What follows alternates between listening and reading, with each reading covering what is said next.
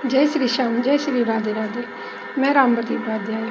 मैं एक आपको चलो आज एक पुरानी कहानी सुनाती हूँ कि एक गांव में एक परिवार रहता था, निर्धन परिवार।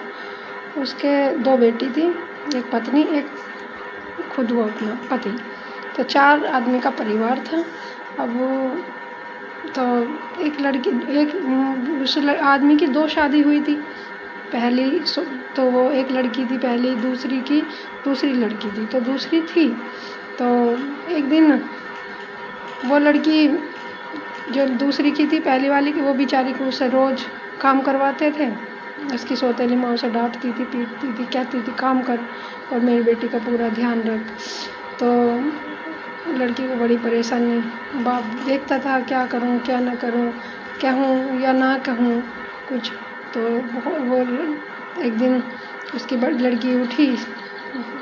वो बेचारी जो पहले की थी वो तो सो के उठती थी सुबह 5 बजे जब उठी तो उठ के उन्हें झाड़ू लगाना, पानी भरना और घर का पूरा काम करती थी। फिर उसके बाद वो बेचारी अपने पापा की रोटी लेके वहाँ भी जाती थी, खेत में भी।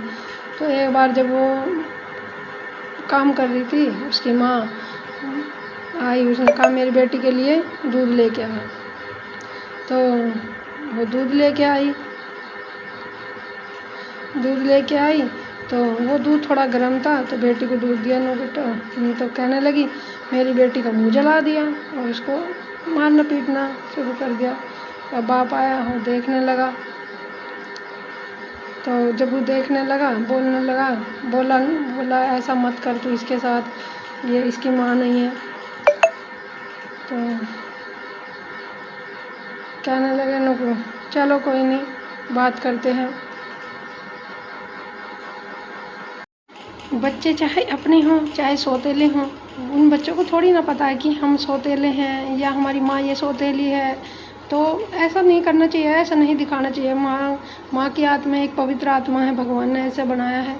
तो माँ को तो हमेशा बच्चों के साथ एक जैसा प्यार करना चाहिए।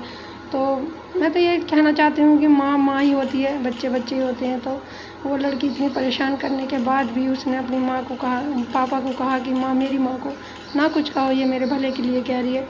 तो इसलिए मैं मेरी कहानी का पर्पज़ ये है कि देखो सौतेली माँ लेके आओ, उससे कोई दिक्कत नहीं, पर सोच समझ के लाओ, देख के लाओ, बरत के लाओ और देखो ये मेरे बच्चे को किस तरीके से रखेगी या इसका व्यवहार कैसा है, इसके बारे में मुझे अच्छी से जानकारी ले लेनी चाहिए।